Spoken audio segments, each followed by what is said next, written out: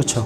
보통 이제 소비자들은 보통 사람들은 자기에 대해서 잘 안다고 생각을 하거든요.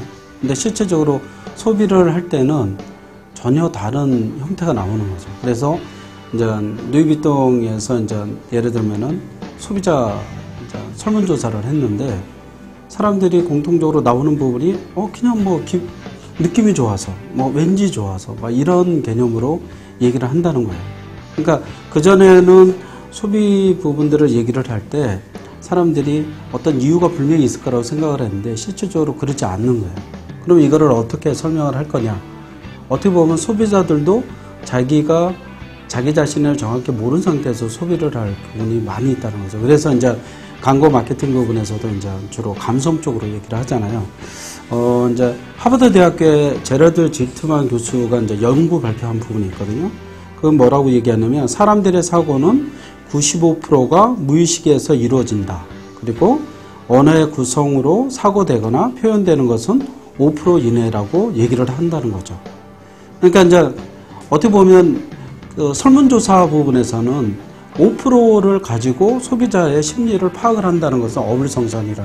그래서 어떻게 보면 이제 우리가 미리 이제 애플의 스티븐 잡스 같은 경우에도 소비자 설문조사를 아예 불신을 하거나 아예 안 한다고 얘기를 할 정도로 소비자 설문조사 부분들이 오히려 무용론까지 얘기가 나오고 있거든요. 그러니까 헛수일 가능성이 굉장히 많다는 거죠. 그래서 오히려 소비자의 심리를 안다는 부분에서는 그래서 이제 인문학이 오히려 주목을 받는 이유가 그러면은 소비자의 심리가 뭐냐 했을 때는 인간의 본질적인 거를 접근해 가는 것이 오히려 훨씬 더 이제 유익하고 확률이 높다 이렇게 얘기할 수 있는 거죠. 그래서 사실 어려운 거죠. 그러니까 이제 저희 미래 예측 부분에서는 소비자를 심리를 파악하는 여러 가지 방법을 하는데요. 예를 들면 피처 스윌이나 인포스 기법을 사용을 하거든요. 근데 그것을 사용하는 것은 어떤 거를 사용하냐면은 그러니까 인지 심리학적인 요소로 사용을 해요. 그래서 사람들이 이런 상황이 벌어졌을 때 어떤 감정이 느낄 거냐, 그리고 어떤 인식을 할 거냐, 어떤 행동을 할 거냐, 이렇게 이제 보는 거죠. 그러면 그 상황 부분에서 저희가 피처 스윌이나 인포스 기법이라는 거를 돌려요.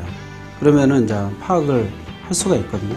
그러니까 그 나온 결과를 보면 다들 의아해 하지만은 그것을 결과에 대해서는 동의를 많이 하는 거예요. 결과치에 대해서는 충분히 그럴 수 있겠다. 그러니까 소비자가 자기 자신을 정확히 모를 수밖에 없는 것이 95%의 무의식 속에 있는 것을 끄집어 넣어줘야 되는데 사람들은 대부분 그거에 대해서 일상적이기 때문에 잘 모르거든요. 그런 요소들이 이제 강한 것이 있기 때문에 소비자들은 실질적으로 자기는 안다고 생각을 하지만은 결과치 부분에서 보면 모르는 그 구매 성향이 굉장히 많은 거죠. 그러니까 사실 기업체들이 설문조사 그렇게 많이 투자하고도 결과를 딱 보니까 전혀 다른 결과가 있는 거예요. 그런 것의 의외성이 굉장히 많은 거죠. 그러니까 소비자 마음은 변덕 같다, 뭐 변덕이다, 뭐 이렇게 얘기하지만 소비자의 마음에는 두 가지밖에 없거든요. 한 가지는 산다, 안 산다. 근데 안 산다의 기준, 산다의 기준이 명확하지가 않는 거예요. 그런 부분들이 그런 의미에서 이제 책의 제목 부분에서 소비자도 스스로 자기 마음을 모른다 이런 개념을 집어넣었다.